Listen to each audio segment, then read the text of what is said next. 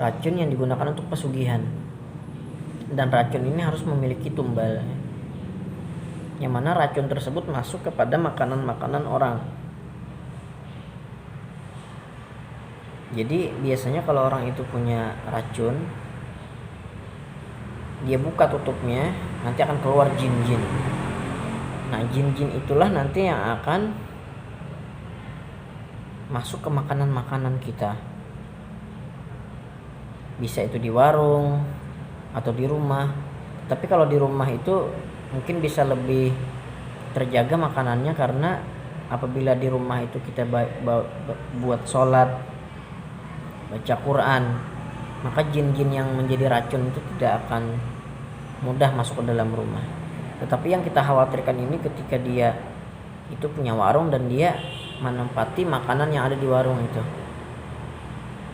Jadi ada dua macam orang yang punya racun itu, ada yang secara langsung punya warungnya, dan ada juga yang tidak secara langsung, dan ini tidak kentara biasanya kalau orang itu punya racun tetapi diamnya di rumah. Jadi tinggal dia buka tutupnya, nanti dia akan pergi sendiri mencari mangsa sendiri racun tersebut.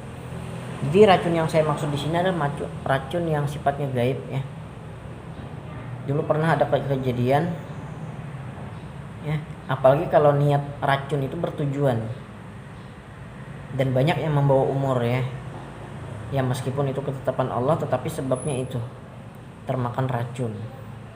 Sifatnya gaib racunnya. Dia makan satu roti, satu wadah.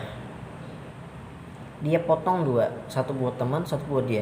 Dan memang target racun tadi diniatkan untuk si dia. Ternyata dia muntah darah. Temannya tidak apa-apa. Padahal dia muntah itu muntah darah bersih, darah yang segar itu, bukan darah yang kotor. Itu kalau lambat penanganan itu bisa membawa umur ya, meninggal dunia. Bayangkan dalam sehari berapa banyak darah segar yang dia muntahkan. Ini bahayanya racun. Jadi saya berpesan kepada penonton dan kepada pendengar, bukannya saya ingin memburukkan warung, tidak ada ya, tidak ada maksud seperti itu. Tetapi tidak salahnya ketika kita makan di warung itu, warung di mana saja, ketika kita makan kalau bisa disisakan sedikit di ujung.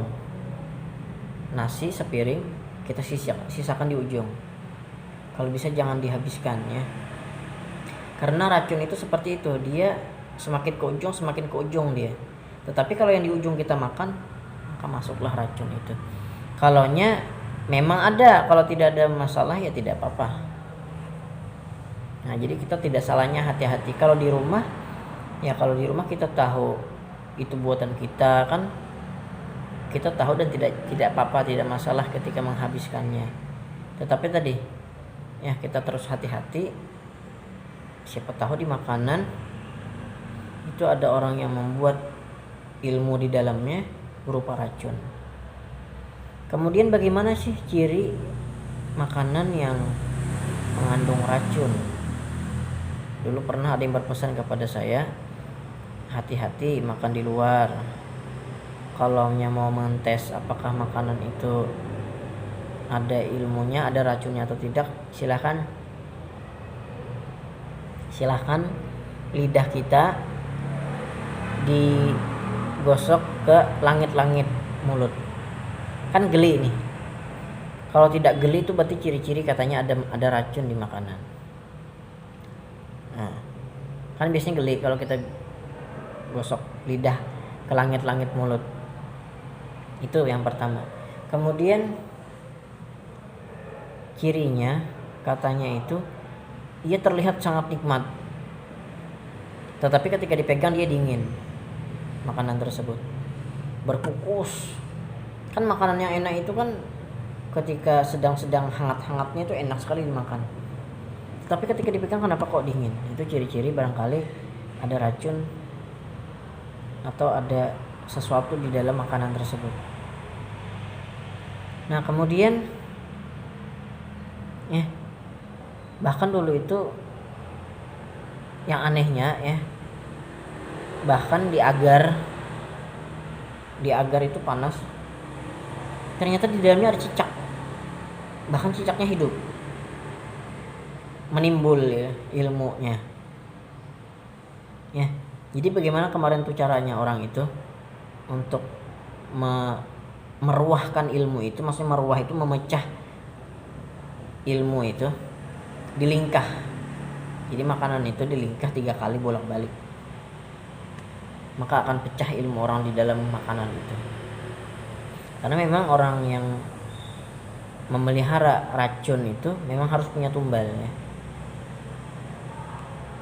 Dan biasanya yang tampak bagi orang yang suka memelihara racun itu, dia jualannya sedikit aja, tetapi penghasilannya besar, jauh besarnya. Ibarat tangga rezeki itu cepat sekali. Jualannya biasa aja, jual sayur misalkan, tapi setiap bulan dia penghasilannya besar, bahkan bisa naik haji umrah beberapa kali ya dalam setahun.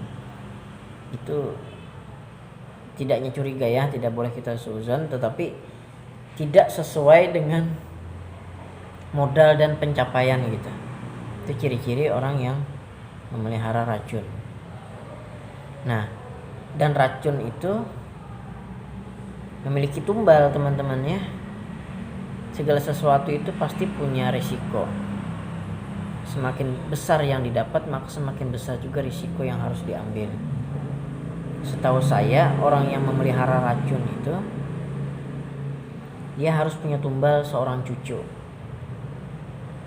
Jadi misalkan yang punya ini si Ano, dia tidak mau mengambil tumbal dari anak, tetapi dari cucu.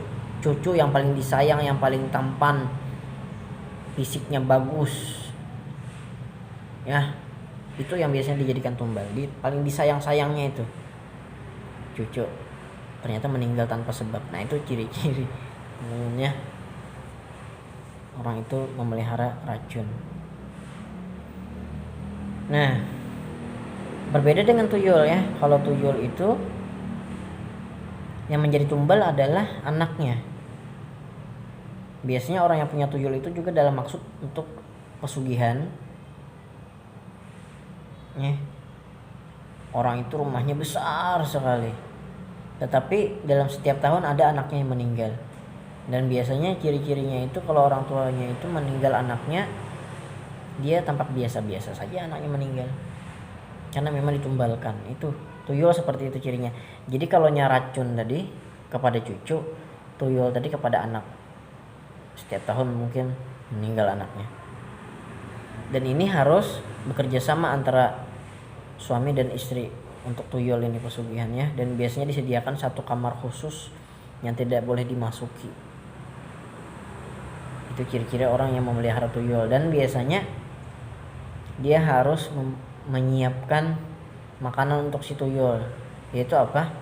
Istrinya harus siap menyusui kepada itu tuyul. Bahkan katanya istri yang sering menyusukan air susu kepada tuyul itu membusuk ya,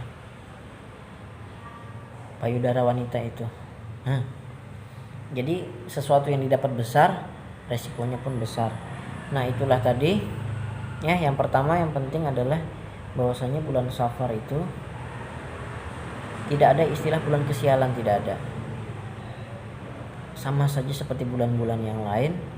Tetapi kalaupun ada terjadi suatu musibah, apa saja kematian atau penyakit yang menyebar, itu karena memang kehendak Allah Subhanahu wa taala. Tidak ada atas dasar bulan itu, tidak ada.